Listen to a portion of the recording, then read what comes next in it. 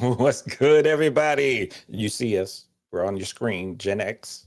And this is, Your boy Tempos. How's it going, y'all? that's right. You've joined us for the dopest podcast on the planet. Why? Because we talk about comic books, straight, simple, easy, but we take it to another level. So we look at it from a different lens and we dive into the lives of our creatives. I think I almost wrapped there for a second. Season 2 of Back to Basics, a comic book podcast, is here. We can't wait to showcase some of our newfound friends and family in the community. We are geeked about the story of the people during doing the storytelling. It's just as important for us to dive into the person's background, who they are, as it is to give you an update or highlight their creations. So that's what we do. Comics are a portal to the human condition, and this art is a reflection of humanity.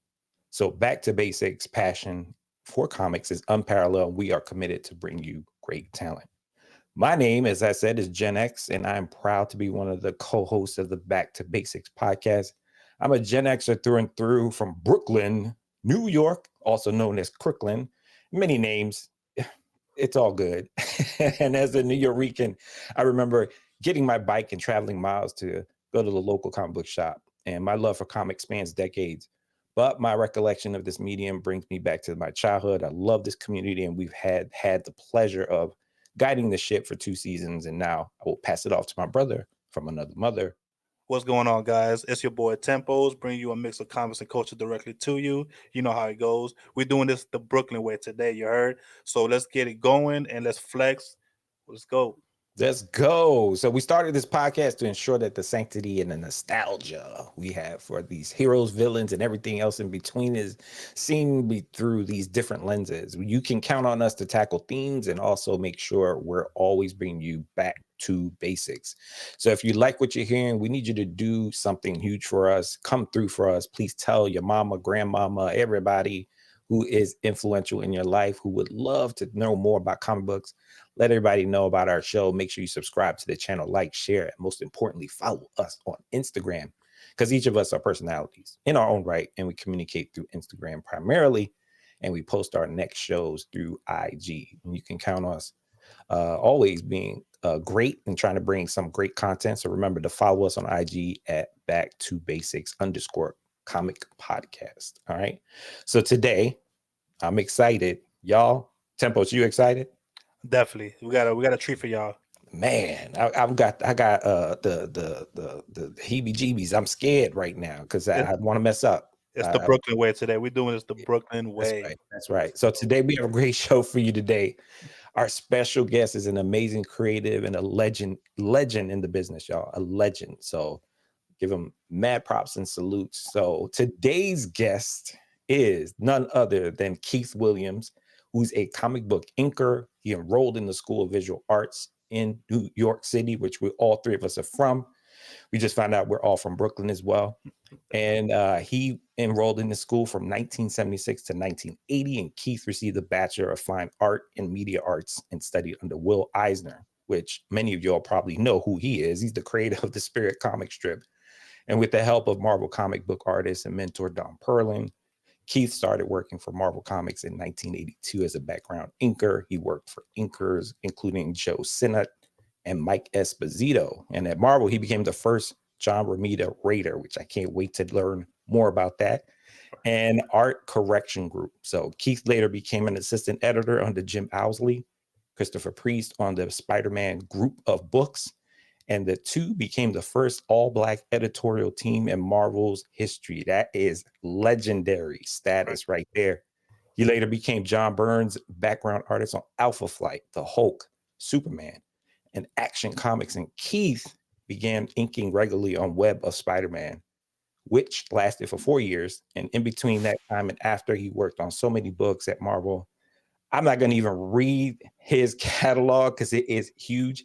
And I Yeah. want to get to the guest that we're talking about because he is a legend. Again, we cannot stress how excited we are to have our friend and fellow Brooklynite into our back to basics podcast.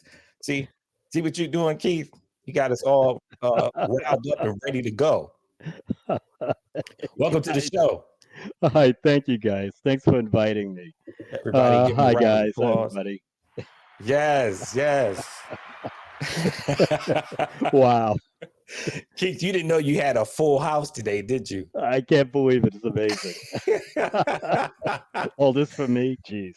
Yeah, all that for you. You're lucky we don't have confetti that we can throw at Oh you. my The God. No. legend. Let's So Keith, we're just gonna jump in and ask you a bunch of questions. Hopefully, whatever, however you want to flow. This is like we're in the living room, like I said, just geeking out, talking about comic books and life in general.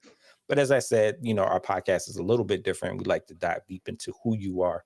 So tell us a little about yourself, your background, upbringing, your identities and influences. And I know that's a loaded question. That's a big question. Yeah. I'm gonna let you take it wherever you feel you need to, but just thankful that you're here and I appreciate you. Thank you. Thank you guys. Gee, I gotta say, like I started actually liking comics when I was a kid. My grandma would bring me comic books every weekend whenever she'd come to visit.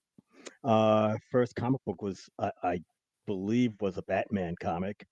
It had a picture of Batman and Robin, and the red line, the red phone that they had, that Commissioner Gordon would call them from, and it had cobwebs on it. That's what I remember. I can't remember the issue, but it was a Carmine Infantino uh, book issue. So and I thought that was really cool, and all the other books that she brought me afterwards, and it just got me into really enjoying comic books, and it was mostly DC at that time. Didn't really know about Marvel just yet, and like I just, after a bit, my family is kind of artistic. Like they like to draw. My father used to draw pictures from like Time magazine. If they had a face on there, he would, like draw the likeness. And I had other people in my family that were also artists too, but they never really took it up as a profession.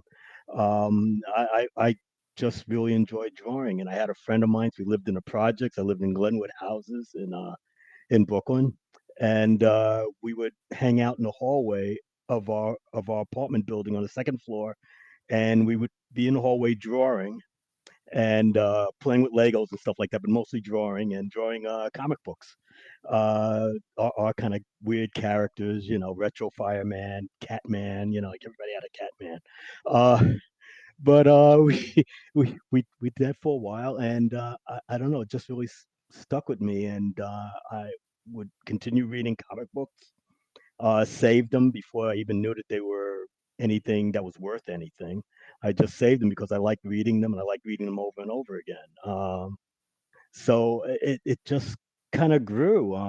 When I was in high school, I was a- I won an award for anti-pollution poster thing, and my advisor came up to me and asked me if I was really interested in doing art, and I said, "Yeah, sure, I'd love to draw. I always would like to draw comic books, things like that."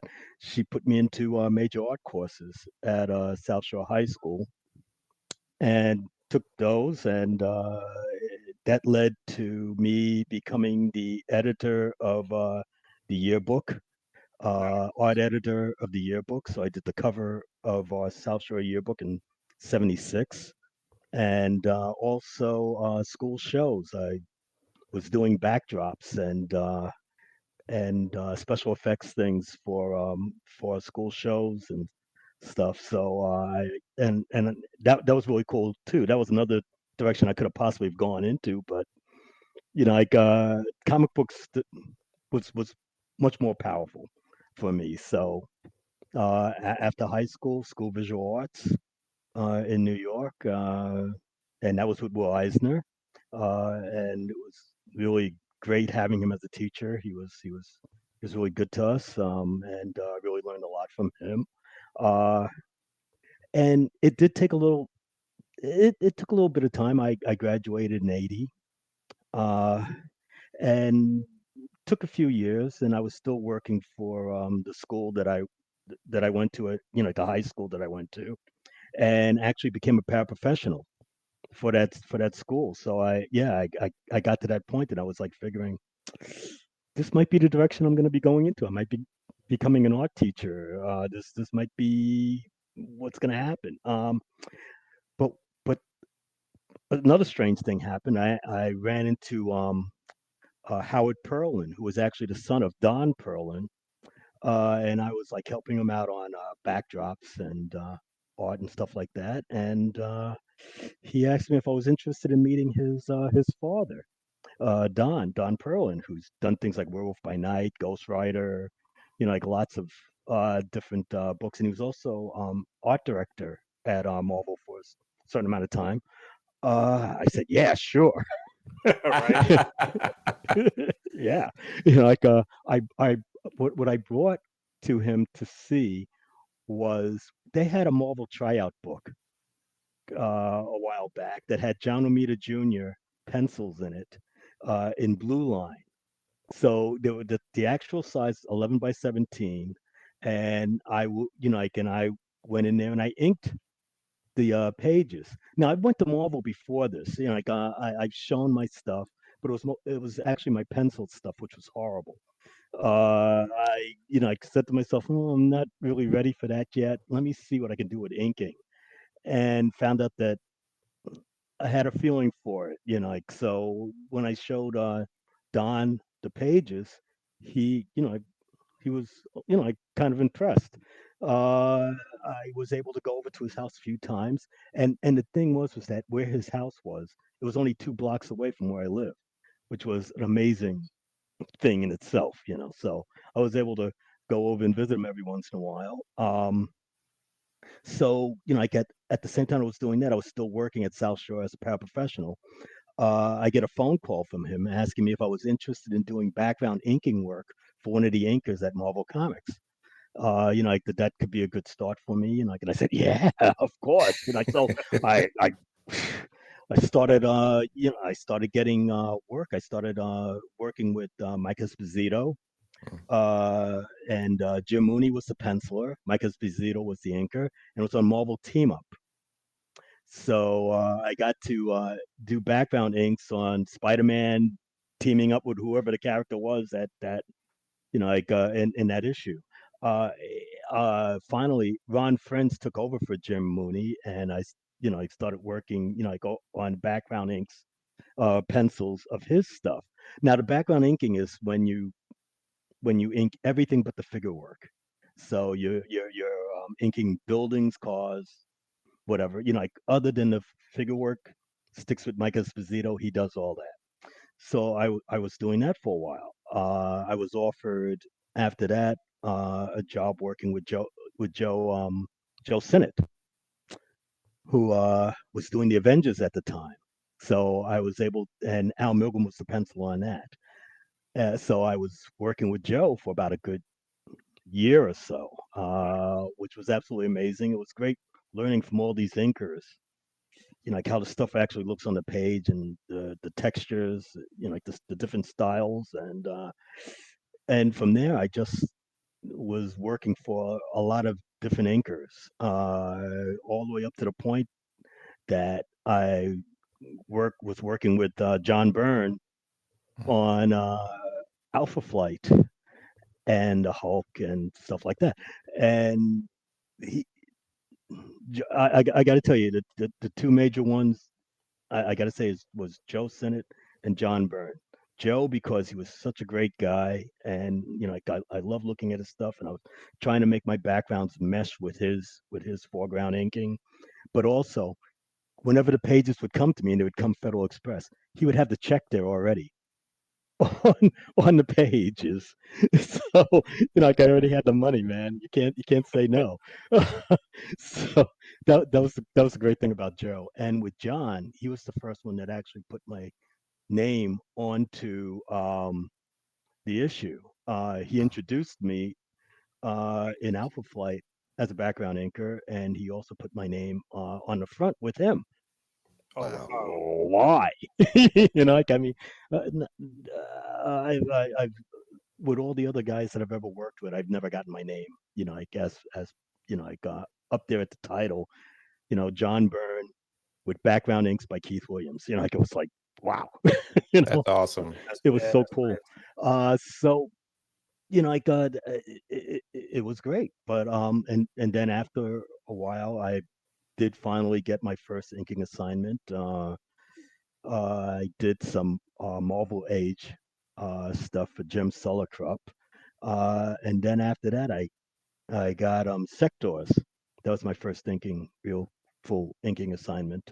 Steve Geiger was the pencil on that, and Well, I haven't heard that in a long time. Sectars? yeah, Wow. yeah, That's the puppet, the cool. little puppet Yeah, things. You know, you can put your hands in there, and you have the insects crawling around. Yeah, that's and cool. that was yeah, that was great. And then after that, I just started getting you know, like more and more assignments to the point that I got Web of Spider-Man, which became a regular thing for me for a Nice.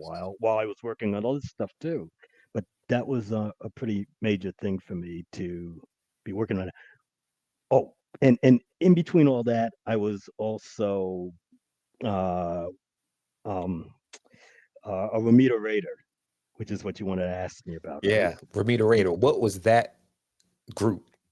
Yeah, I heard while I was, you know, like at Marvel, I would go up there like almost every other day because I had stuff to hand in. That they were looking for people to help out John to do art corrections. So you know, like I would be like an assistant. You know, you'd be an assistant to John Romita, who was the art director at the time. Anything that they needed to have fixed or changed or whatever it is would go to John. John would do that, and then he'd send it back out again. So they wanted to, I guess, you know, give him help. So they wanted to put a team together. I heard about it, and I went in there and said, "I want that job." You know, like, you know, like this is really cool. This is something that I would really love to do. You know, could I be part of this? And I was accepted, and I ended up since I was there all the time, I was able to be the first one to be working for John. You know, like as Romita Raider. Nice. That wasn't what they called it at that time, but you know, like it was art corrections, and I was actually had a table at Marvel working 9 to 5, doing art corrections. Man, Uh, that's and then after the 9 to 5, I'd be working on backgrounds at night, so I didn't really get too much sleep. You know, like I mean, I was just continuously working, which was almost fine for me because I'm sort of like a workaholic anyway. So you know, so I was doing that for over a year and a half, and it grew into a thing that became like an internship kind of like thing that people would come in and they, you know, like if they have artistic skills and they want to, you know, like be part of Marvel, that was one of the ways in. And so and then while I was doing that, uh and I was thinking, well, maybe I'm just going to become the assistant to John and do all the stuff. Jim Owsley comes up to me, who was an assistant editor to Larry Hama, and asked me if I was interested in being his assistant editor on the Spider-Man books. ooh, nice. It's like, Sure. Right? Let's do this. I Of can't say course. no to that. I can't say no to that. And I mean, Jim's a really cool guy, and yeah, and it just we ended up we had an office and everything. It was absolutely incredible. He I actually had like an artist table in there, so I could do art corrections on the Spider-Man books, and I could fix up things like Marvel Tales, which had Spider-Man as the main character, of course, in Marvel Tales, and I'd have to fix the line work because some of the lines would drop out of some of the artwork, the copies that we had. And I'd have to go in there and I had to fix all the line work. So some of the stuff that you probably seen back then in the '80s, in the early mid '80s, was was my line work, going over the stuff that you know like to fix it up. That's Nice. so So cool. Yeah. That is so cool. and I also got to sign Stanley's vouchers because whenever we did Nice. the reproductions, he had to get paid. Yeah. So I would fill out the voucher for him and sign it. and send it off to Did you keep the any? accountants. No, no, there's a lot of stuff I wish I could have kept. I didn't. You don't think about those things, man. It's a job. It's Yeah. work. It's like it's so weird. It's like I was still a fan, but at the same time, it was like a job. So it's like, you're thinking it's work. That's just the way it is. And a lot of stuff went by my table that was absolutely amazing. That yeah, I wish I could have kept some of that stuff, but didn't happen. Was it hard in the beginning when you were you doing like a 9 to 5 and then you got into it, or did you say let's Yes, let's drop the 9 to 5? I'm gonna focus all on this. when I was doing I was also doing that the background inking at night. So, like I said, no sleep. And I was working really hard, and Mm. I could just got to the point when it was coming towards the summer, and I had to make a decision. Like what I was going to do. Like, am I going to come back to South Shore next year? I'm going to do this. I'm going to do both. And I said to myself, that's insane. I'm going to die. Like, I can't do this. Yeah. I had to make a decision, and this was my dream. So, like, I just decided that I'll take the chance.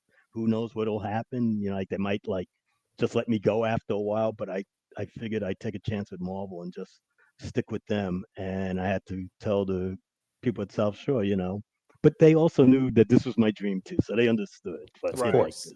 it was like, yeah, yeah, it was kind of it was really something. But yeah, that 9 to 5 and then doing the background stuff, You was probably that's a getting like lot of 3 hours of sleep, huh? 3 4 hours of sleep. if I was lucky and I was still living at home and I had my two brothers in the same bedroom as me, Mm. and I had to The like, Brooklyn way. yeah, I'm telling you, man, and it's like where my table and my chair was, I had to like get into it, sort of like from my bed, and jump into it like a cockpit to get in there, and had to shield the light so that it wouldn't wake up my brothers that was sleeping in the same room, and I'd be working until like maybe 3 in the morning or something like that, trying to get the stuff done for the next day. God, that is the Brooklyn way. Right. it, yeah, I gotta say, it was an experience. It's cool to hear you. I mean, I'm so happy for you. I'm just thinking about that alignment that had to happen.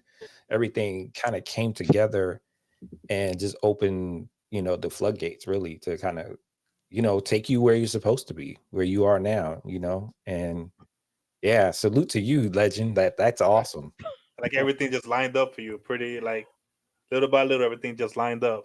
I gotta tell you, there was a period of time when I wasn't really sure, like it was gonna happen, and I'm like I said, I showed my stuff a few times. I got to speak to Jim Shooter, got to speak to Marie Severance, got to speak to John Romita before, like all the stuff, and I was at his office and showing him my stuff, and That's and right. he was so kind to me. He was so kind to me, and he didn't have to be. That's cool. But I was watching him as he was working on something, and he took a ruler and he used a Crow pen, and he drew straight lines with the ruler with a Crow pen, which if you've ever, it's hard to do. And I Yeah. said, "How do you do that trick? That's amazing." He said, "What trick?" So it's just something I do. And I said, Yeah, I was "It going was to ask amazing." you, can you elaborate on your style and maybe even some what you picked up along the way? Because Right. when you think about inking is, I mean, that depth and that accent to a drawing to be a part of that, it's like a pretty delicate dance almost. It's scary. Yeah. It's absolutely scary. And when you're working on a person for the first time, you're trying to figure out his lines and what lines you should take and which lines you shouldn't, and which you should, again, oh, should I? This looks like something I should fix, or like the perspective is wrong on the building. Like you got to straighten that out. You got to know your perspective. You got to know your anatomy. You got to know textures. You got to know all this stuff. I was learning it on the fly. I was Wow. I was Wow. learning it on the fly. So, like the background inking stuff really helped me a lot, but I was still learning. I'm still learning now, even Yeah. now, but I was really learning then. and it was almost like like how some people would say, you're almost like faking it till you're making it. Like it was like just praying, just saying, like I've seen these other guys' artwork. If I could just like make it look anywhere close to what they're doing, I should be okay. And also the amount of time that you have, which is none, to really work to make sure everything is right. Because you're on a deadline, and Yep. it's crazy. But it was also like fun and scaring and thrilling, and not only that, you're thinking, I'm inking over this guy and then I'm going to erase his pencils. Mm. I'm going to erase this guy's pencils, you know and I got to hope that this guy likes what I'm doing, because what they're actually seeing is my inks Yeah. over this guy, for better or for worse. And you're just hoping that everybody's going going to like it. And like that's all it was for me, was like making sure that it looked good enough. Was there ever like a situation where that came up, like, we gotta, what happened here or what happened there?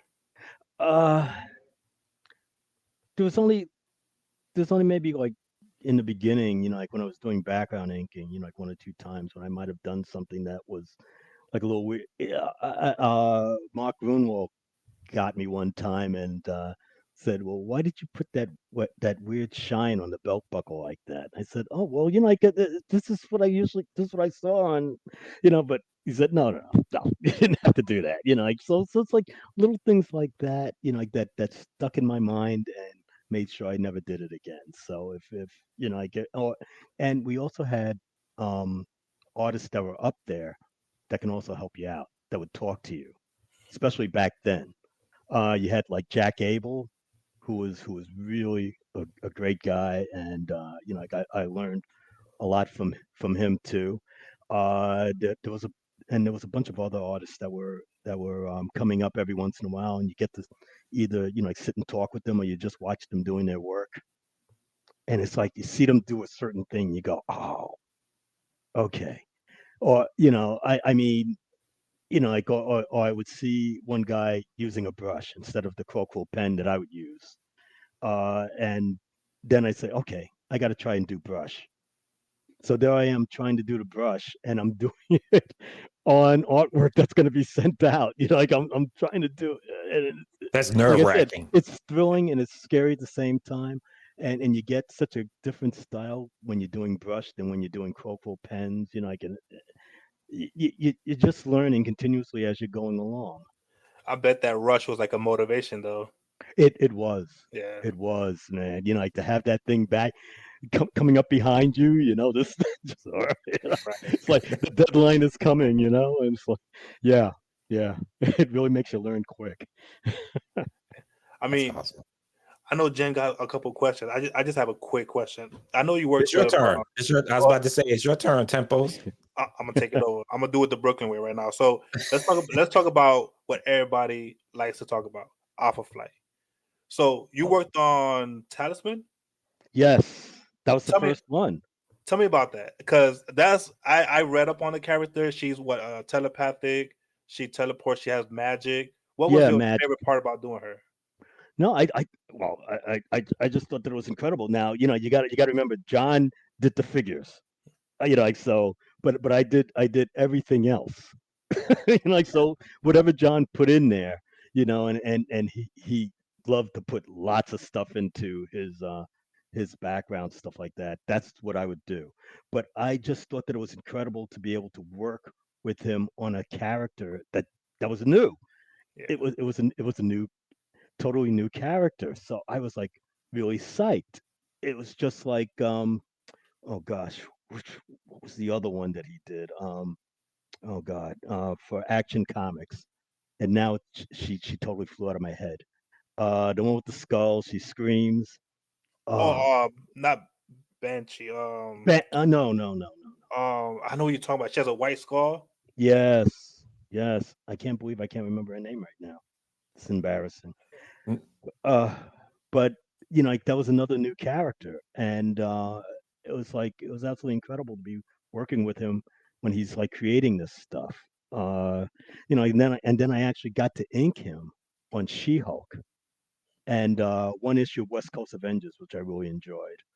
That was really great, and it was he had a he had a style at the time that was very light ink work, and if you take a look back, then you'll see it. And I had to make sure that my ink lines were even lighter than his, which was almost impossible because I wanted to make sure that his figures popped. That like that. That's the thing that you learn when you're an inker, that things that are close up, you have more of a slightly heavier line around them. You can have thick and thin lines, like with Joe Sinnott, does beautiful line work. Dan Green did beautiful line work like that, and the background stuff would have more of a hard edge line to it, thinner line work, so that you can feel that the figure, like that's in front is popping out and has the imagination of more of like a 3 dimensional instead of a 2 dimensional look to it without the coloring, because now it seems like they rely more on coloring. They like to do that, but back And then, then you worked on West Coast Avengers too.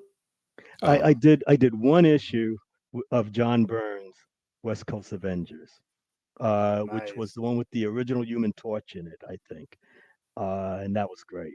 I had a great time doing that. John is John is a John is a great guy. I don't care what anybody says. I know they say things about John, but John was absolutely amazing with me, and I can never thank him enough to like have my name like placed the way he did. Like to let people see me to know that I like actually did work on his books. I hope John listens and watches this, that you gave him props, because Well, so cool, so cool. It's so cool to have that. And as you're storytelling and speaking, about your experience, I just wanted to know, what are some favorite projects that you worked on? Like, what is your one of your projects of all time? And maybe even, you talked about John and Sinnott and some other folks, but who were your mentors when you were, struggling and also trying to figure out your way? oh, good lord! I got to tell you, I had a lot of different mentors. I got to say that Don Perlin was like my really top one because he's the guy that got me in. He's the guy that showed me how to do certain things. So I got to say, like thank you to Don for all that. But I got to say that all the other people that I've worked with, um, they they all helped me out so much. The inkers and the pencilers on the books that I worked on.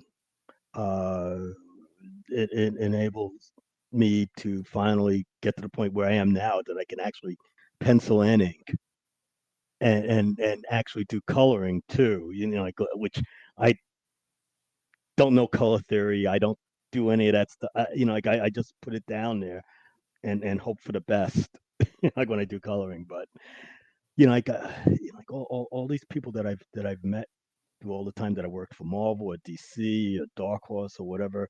It was great. And I got to say that I also worked on comic strips too. I worked on the Phantom comic strip for 10 years Wow. for King Features, doing the inking and the lettering on uh, on that strip, which was like absolutely amazing. So I got to say that yeah, Phantom's one of the top ones doing anything with Spider-Man Yeah. because that was my favorite. Even as a kid, I watched the original Spider-Man cartoon that came out in '66. Yep. I was there sitting there and on a Saturday morning watching it.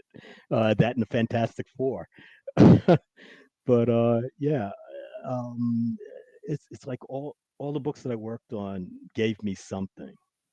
Like God, Quasar, Warlock, Warlock Crazy. Infinity Watch, Silver Surfer.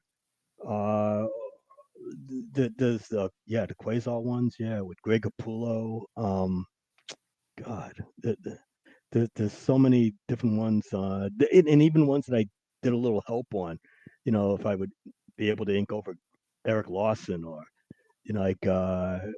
or like Jim Lee doing the backgrounds over Jim Lee stuff or something like that. I mean, all that stuff. It was all really like really cool to me. And I tried to give back a little bit too when I was doing inking and I was working on a whole bunch of books. I would uh I'd go back to the Raiders that were working at that time and ask them if they could help me with my backgrounds. Mm, So I would have them, working with me. So yeah, you know, that's so cool. Yeah, I just find, like that the whole experience was, like for me, it was fun. It was nerve wracking. It was crazy. It was scary, but but it was mostly fun. nice. Yeah. I mean, at the end of the day, the fact that you have all these stories and you could just come up with a story for each person. Let me ask you this: What has anybody come up to you like right now that's like on their game right now that's inking and hit you up and asked you like, what are your aspects of how you got into it or what purpose that you had to get into it? Like, if Yeah. it was me, I would try to reach out to you, right? Well, we talk when we're at conventions. We would have like sometimes have dinners, or just as like we're walking around, and before maybe the show starts, and we run into each other, and we just start talking, and just talking about ourselves, or like talking about a movie that we saw, or whatever it is, and how cool a book is, or like are they doing, or are the movies as good as the comic books were? That's a you no, know, in my opinion. That's another episode, Keith. That's Yeah. another episode. I was gonna ask that too. Like, what do you think about the movies that's been coming out Uh, lately? I gotta say that there's a lot of them that are really great. I got very emotional over the first Spider-Man movie, the Sam Raimi Spider-Man. Nice. Uh, when I saw him at the end and he was like swinging around and everything, he got up on the flagpost and all that stuff. Oh my God, this is this is the guy that I've been inking. This is the guy that I've been working on. I can't believe it. That's awesome. It actually, he's actually moving like the comic book, and that just really blew my mind. It was the same feeling as I had with the Phantom, the movie that came out back then, and I just liked, like the way the Phantom character was. He was like the comic strip. So, it's like things like that get me. Some of the movies, I don't know. It's like I think that COVID kind of like broke the stride Mm, of a lot of the stuff that was supposed to happen.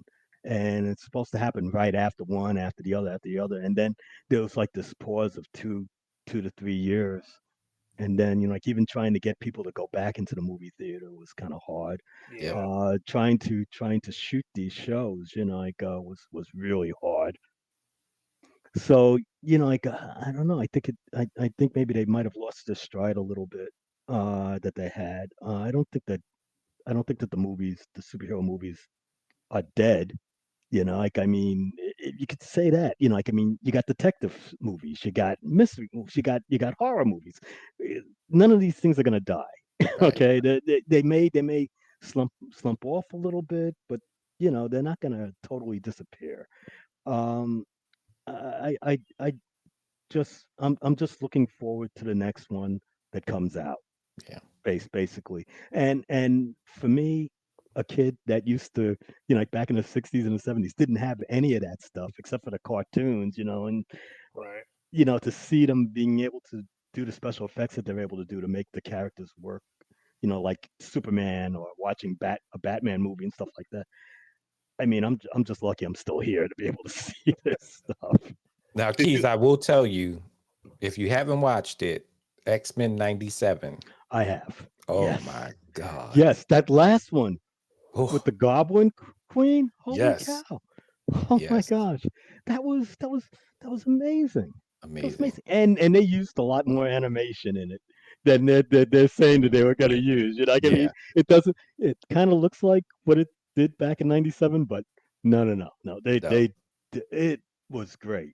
it was amazing so far. They've definitely done a great job with that, with the writing, the title, even going back to the original storyline, Yes, and the villains. We don't want to give too much away, but right.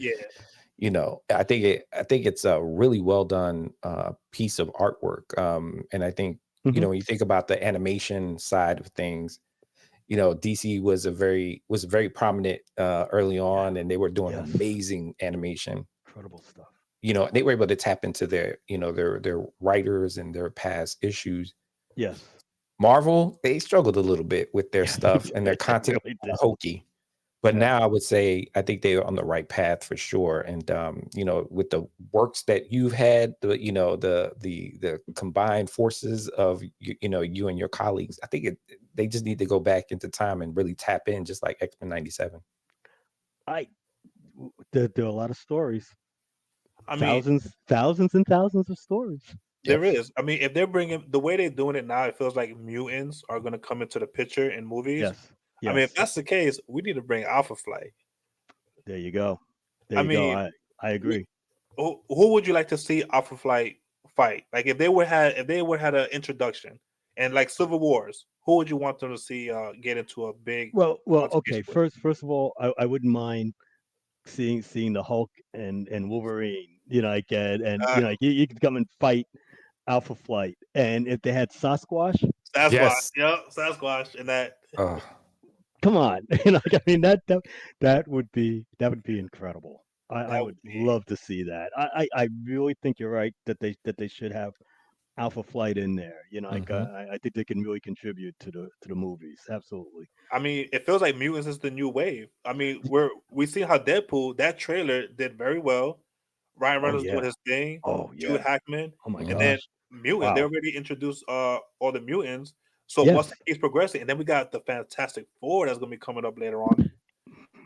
That Uh, I'm hoping that they do actually put it in the 60s.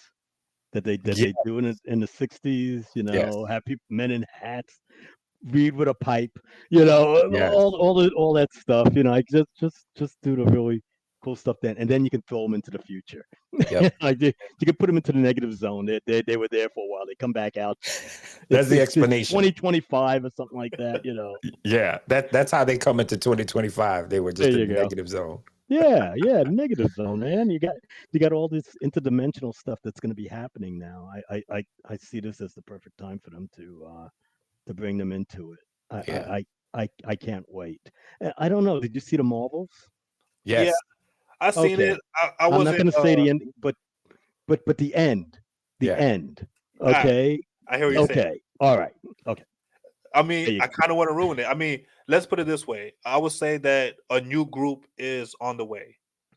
Yeah. I would say a new group is on the way of the younger generation that's Yes, going to be very good stories. And then you worked on one. yes, I'll leave it like that. You worked on one, right? yeah. Okay, I'll leave it like that then. But like so it's like this promise. There's stuff that's happening that's promising. So like I'm still rooting for them. I mean for DC too. I'm rooting for DC. I'm hoping that like whatever James Gunn does is that it's going to be great. The Superman Legacy, or it's called Superman now. Yeah. Like I'm really looking forward to that. It sounds like it's going to be incredible. I mean, You in know, my I opinion, mhm. Stephanie Williams, real quick. Sorry, I didn't mean to interrupt, but Stephanie Williams, who we've been able to connect with, got to create this encyclopedia of like weird superheroes of DC. And I was sitting there reading it, and I thought to myself, because there's a I was at a forward by James Gunn, and I said, "Wait a minute, is this the blueprint for the rest of the DC universe in here?" Oh, Because it's oh all wow. strange characters I have never heard of before, but she does a great job of basically theming them out, and it's a really cool encyclopedia. It's really small and quick. Wow, that's good. It blew my mind that they were going to use Metamorpho. So, Yes, Yeah. wow. that's a cool character. Yeah, yeah. To make him, like real life. Yeah, I can't wait to see how they do that with him. yeah. Tempos, I'm sorry. Go ahead, brother. I mean, let's be honest. There's a lot of movies. They're kind of putting more comedic into it, and I get it. But I want to see movies like The Watchmen. I want to see something like that again because that Okay. movie had it all. It was perfect. It was Yes. the comic. I want to see things like that. So if let's say if they was to make another Watch movie, and what would you want that to be? Like we have Wow. what's that movie called? I mean, Alpha Flight, to be honest, could be gritty if they wanted to be. That's true. They could do that. I mean, they did go through a lot. Yeah, they went. The leader of Alpha Flight went through a Yeah. lot, actually. Uh, He's seen a but lot of death. Yeah, he. I would say, like, if it was like for DC, I'd say Justice League Dark. Like if Mm, like if they get into more of the magic stuff there, just like they're trying to Apocalypse. do with Marvel right now. Like they're trying to get into the magic part of it. Like, so with them, yeah, I could say that Alpha Fight could be gritty, but I can also see like Ghost Rider. I could see, yeah, I could see. I mean, I loved Werewolf by Night. Yeah, that was a good. That was good. Really That good. show. Oh, that was great. You know, uh, I I do like the gritty stuff. I know that a lot of them are like trying to DC is trying to do the Marvel thing, but it's like I don't know. The earlier Marvel stuff was more like it almost felt natural the way it worked. They weren't trying to force it. So Agreed. and I Yeah. feel that DC was trying to force a lot of it. They were trying, but it just didn't feel natural. I'm, I did like Blue Beetle though. That was good. yeah, me and my kids Blue love Beetle that movie. Yeah. Blue Beetle was very good. I really enjoyed it. I've watched it a few times. So, yeah, that's sort of like the direction. I really would love to see them do Alpha Flight. I would really love Yeah. to see them Yeah. I put that together. Like they have so many good characters in there. Oh You yeah, know, they got Guardian, Sasquatch, uh, Snowbird, Aurora. Puck, that Puck. little guy, Uh, Yep. and hopefully they don't make him a 6 foot tall guy. you know, I mean, come on, it's Or no, I computer mean, generated. yeah, Don't look make at him Wolverine. computer generated. something. I just make him look, like the way he is because that guy was cool. I really liked his character a lot, Yeah. actually. Let's be honest though. Look what they did with Wolverine. He's supposed to be a Well, short, stubby. well, yeah, he's supposed to be like built like a fire plug. He's Yeah, supposed to be this, Yeah. yeah, with big shoulders and everything, and big, but he's supposed to be like about 5 feet. 5 feet. Yeah, Berserker Yeah, Rage with yeah, right, short man syndrome. right. There you go. Right. The Napoleon complex is alive within him.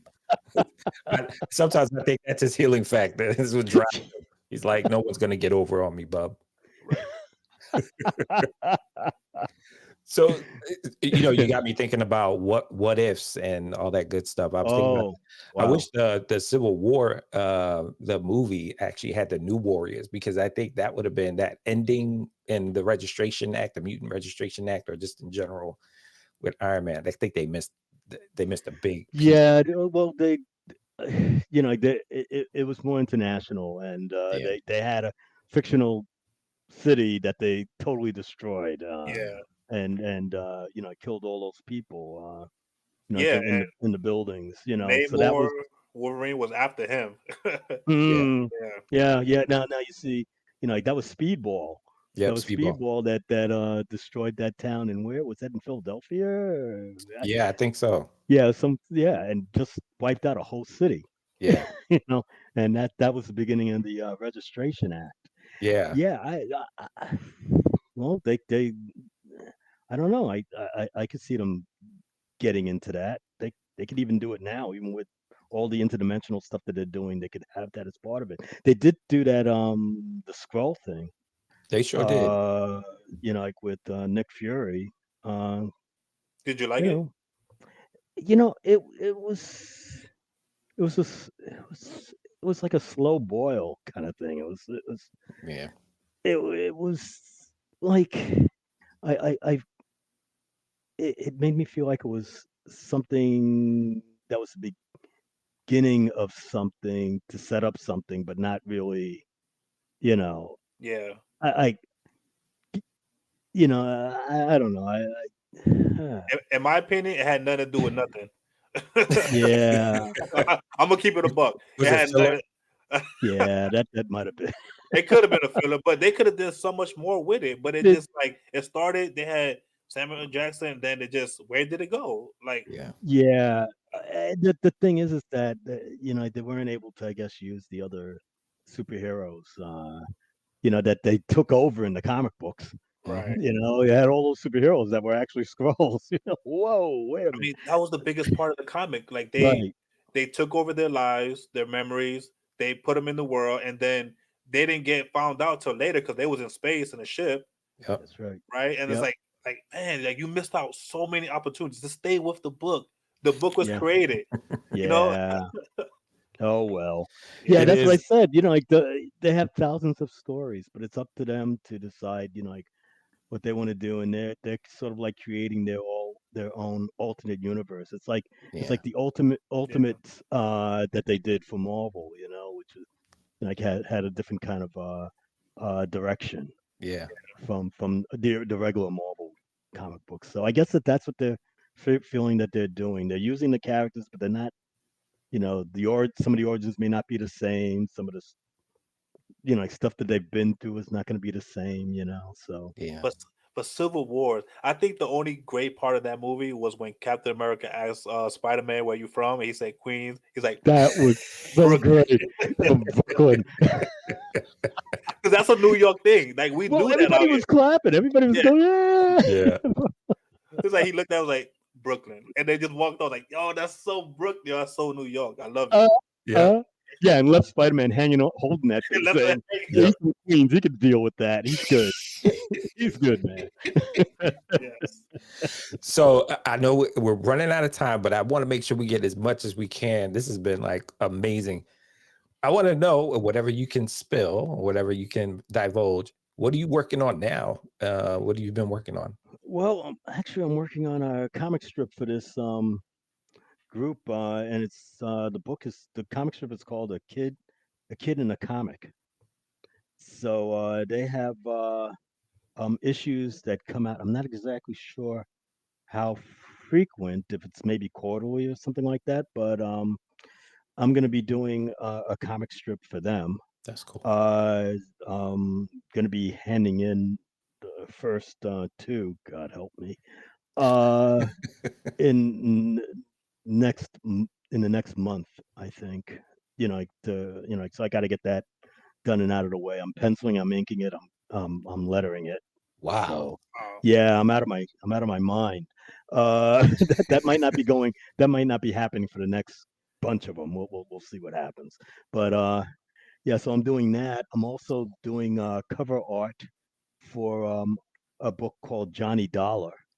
Let me write Oh, that down. Uh, Johnny Dollar. yeah, Johnny Dollar. He's a old radio program character, an insurance agent, goes wow. around the world dealing with insurance. But he makes it interesting, so it's pretty cool. So I'm doing the covers for that. I think the first issue should be coming out. If it hasn't come out yet, it should be coming out soon. Great. Uh, and there's like I'm traveling around to like different conventions like almost every weekend or every other weekend. Uh, like doing stuff, doing commissions, uh, things like that, and picking up other like side comic book stuff as I go along. So Amazing. I enjoy it. I've seen you twice at two different cons, and I was just like, I know everybody was like, "Oh, that's Keith Williams." Oh, okay. I was like, "Let me go ask him. We need to get you on a podcast. I need to. What's your information?" And you just been so gracious.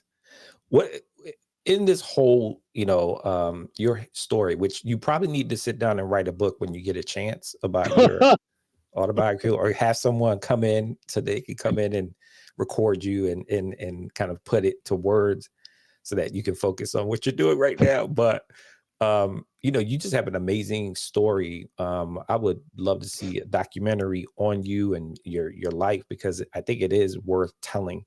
One of the things I wanted to ask you is, what are some things, or some things that you wish you knew when you were entering the industry that could have helped you, or maybe along the way, or maybe it might help other people kind of navigate those waters differently? Right. oh, you know, I, I I just gotta say, it's like if this is what you want to do, and I also heard it said by Marv Wolfman a long time ago when I was at a comic book convention in New York, uh, that like if you're doing comic books, you're doing it for the love of comic books. You're not doing it for the money. Hmm. You're not Hmm. doing it. I keep hearing that. You're not doing it. I mean, the money does come. Like, and hopefully it's good. Like what you end up getting, but that's not the basic thing. You Yeah, gotta you gotta actually love what you're doing, yeah. and you know want to have to stick to it. I've did a lot of different things before, like I really got into doing comics, but that was the main thing that I wanted to do. Mhm. Like and you may have to, like still do things, like while you're working in comics because sometimes the money isn't great. But the thing is that you love it. If you love it, do it. Yeah. Right. And believe me, it's I guess it's sort of like a drug in a weird kind of way. You get hooked on this thing, you just keep doing it. Like and it's like yeah, you get sometimes like you may actually make something and like you'll be able to pay your rent or something like that, and then but you're not gonna like it's not gonna like totally work out that way. But like you see the stuff out there, and you get this feeling, you get this rush that it's like it's so cool that something's out there that you did, like and Yeah. is out there in print for other Right. people to see, Forever. forever. Good Yeah. God, forever. I That's Seriously. mean, so cool. but yeah, like and if you really you want it, you got to be patient, and just like if you get the chance of showing it to people that can help you, listen to what they're telling you, like understand that they've been in the business for a while, so that they know what they're talking about, and uh, take that stuff home with you, Hmm. and you could be upset. I've been upset, and I've been like, oh, like, what am I doing? Like you take in what the people tell you, like, and you take what you need, and you discard the rest. If you don't want to, like listen to that part of it, you just take what you need for that moment in time, and you know, and work on your stuff, and so that the next time you're ready to go up there, you have something that's a little bit more improved, a little changed, a little different, and maybe something that'll like spark them a little to say, hey, like maybe we can use this guy for something, Right. Yeah. maybe we can use a background inker, you know. Yeah. That's some, I mean, that's great advice, period. Um, I see people at cons going to tables and talking to creatives and folks to kind of get critique. What I love about what you said was you got to definitely go in it with the inspiration and the motivation to actually do it because you love it. And then all things will come after that. You just have to be patient with yourself and give yourself some grace in a sense. Hmm. And all things Yeah, come. yeah, and just understand it. None of those guys are trying to hurt you if they're telling you that there's certain things you got to fix, or if it's not ready yet. Yeah. Like they're all trying to help. Yeah. Criticism doesn't hurt. It's supposed to take, like you said, take what you need to take from it, move forward Yeah, from it. Criticism and I does got not hurt. It builds you up, if and I anything. got to tell you that failure is the best teacher, Mm. man. Yes. It really is. That's the only way you can Really, grow. really is. Yeah. Yeah, exactly, exactly. Well, before we get to the end of the show, just wanted to ask you and give you you kind of given us a lot of nuggets throughout this whole interview. And I'm just thinking about, we were talking about motivational quotes and inspiration you'd like to leave behind for the audience so that they can kind of pick up and keep going and really following their dreams just like you did. But what's a motivational quote or something that you live by that you really want the audience to gravitate towards or at least latch onto? Yeah, I'm always learning. If it's from doing like brush work, or doing coloring or washes, or the pencils and inks. I mean, if you're not still learning, then you're stale. Mm, Like you know, like, you'll. we're all always learning, Mhm. always. Keith, you I know what don't I know if love that's about you is that um, I'm a visual person, so everything that you talked about today, I visualized, and I kind of went with you in the story, and I can see everything happening before me.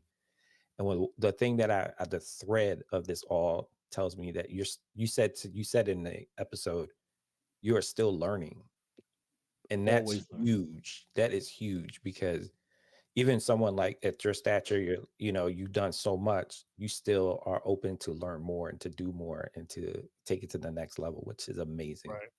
That's so Oh, cool. absolutely. Hey, like I mean, I read. I'm actually working reading this right now. There's a few things I gotta figure out Yeah. for that program. So it's like, yeah, That's a thick I'm book. yeah, you That's a bet it thick is. book. Yeah, yeah, yeah. But so I'll look through it to find the things that I need first, and then I'll look at the rest. But I, and I know we're getting real close. I just have one quick question because I really want to get into something here.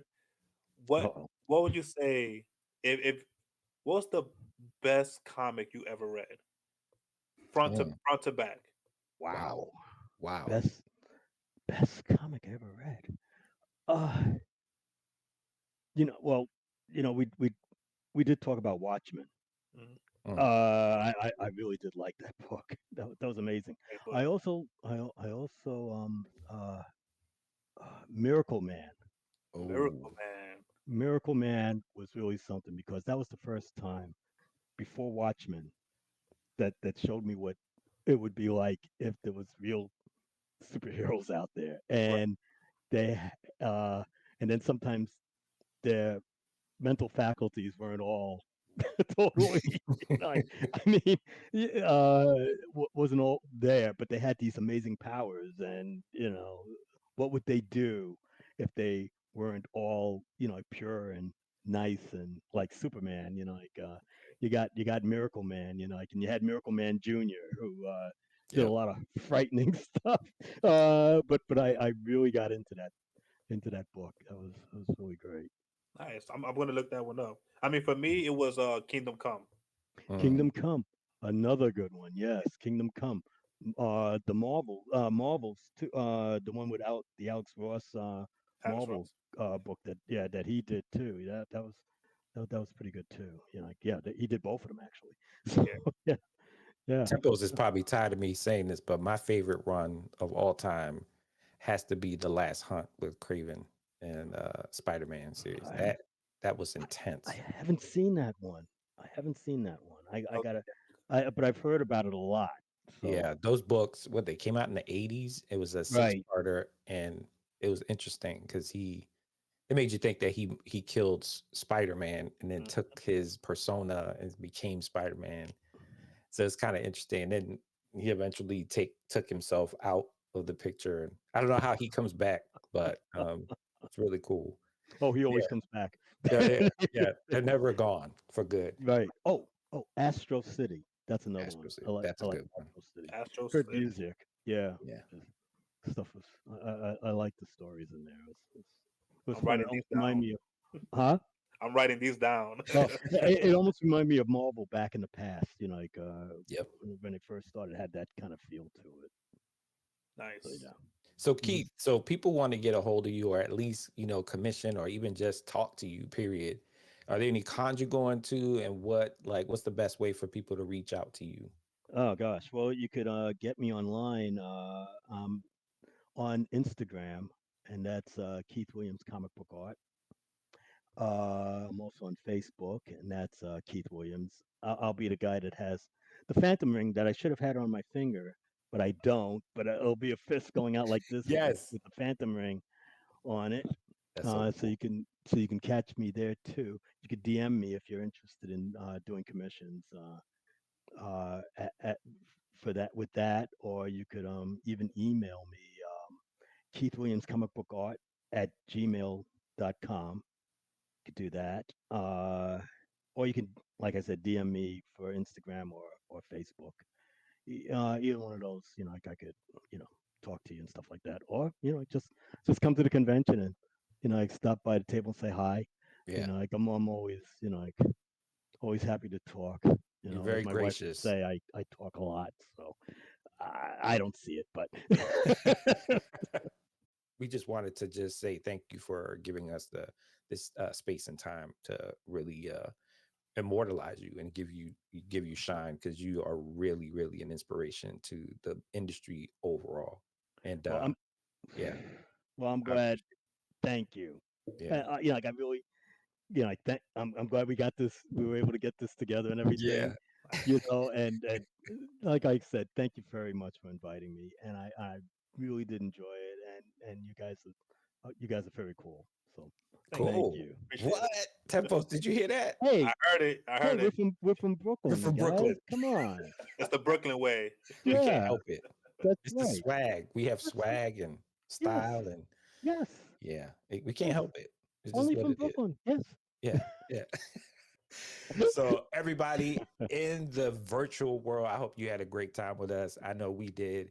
Keith Williams, thank you so much once again, and have a great one. This is Back to Basics, a comic book podcast.